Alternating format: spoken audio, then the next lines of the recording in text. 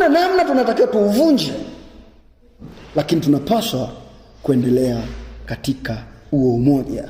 Leo tunajifunza kuhusu habari ya misingi. Msingi wa pili, tunaishi kwa roho mmoja. Moja, tumeshikanishwa katika mwili mmoja, mwili wa Kristo. Mbili, tunaishi kwa roho mmoja. Kama tumeshikanishwa, maana yake ni kwamba tunatakiwa kudumu katika huo umoja. Lakini mbili, kama tunaishi kwa roho mmoja, tunatakiwa tudumu katika huo umoja. Roho anamaanisha Roho Mtakatifu. Anamaanisha Roho Mtakatifu. Mstari wa 13 sura ya kwanza anasema hivi. Sura ya kwanza hapo tu kwenye Waefeso, mstari wa 13 anasema hivi. Anasema, nanyi pia katika huyo mmekwisha kulisikia neno la kweli, habari njema ya wokovu wenu, tena mmekwisha kumwamini yeye na kutiwa muhuri na Roho yule wa ahadi aliye mtakatifu. Nataka uone neno na kutiwa muhuri. Maana yake mmefungwa katika Roho Mtakatifu. Mmefungwa katika Roho Mtakatifu.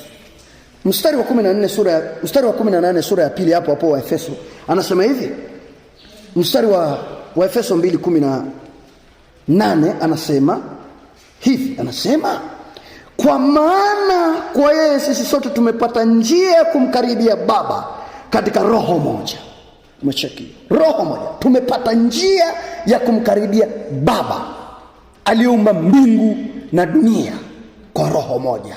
Kwa hiyo Roho Mtakatifu anatushikanisha katika Baba kwa Yesu Kristo. Anatushikanisha kwa sababu ametutia muhuri. Tulipomwamini Yesu Kristo, ametutia muhuri. Maana yake ametufunga kwenye umoja wake. So tunapokaa kama wafuasi wa Kristo, tunaishi kwa roho moja. Hatuishi kwa roho nyingi, tunaishi kwa roho moja. Tunapozungumzia kuishi katika roho moja, tukirudi katika muktadha wa kanisa la Waefeso, lilikuwa ni kanisa ambalo limetengana. Sasa Paulo anamwambia, kama roho aliyoko ndani yangu ndo roho aliyoko ndani yako, kwa nini tuishi kwa kutengana? Kwa nini tuishi kwa majungu? Kwa nini tuishi kwa chuki? Kwa nini tuishi kwa namna hii? Tunaishi kwa roho moja. Ukienda mstari wa 22 hapo sura ya pili, maandiko yanasema hivi. Katika hii ninyi nanyi mmejengwa pamoja kuwa maskani ya Mungu katika roho. Nataka uone kuwa maskani. Maskani maana yake ni nyumba.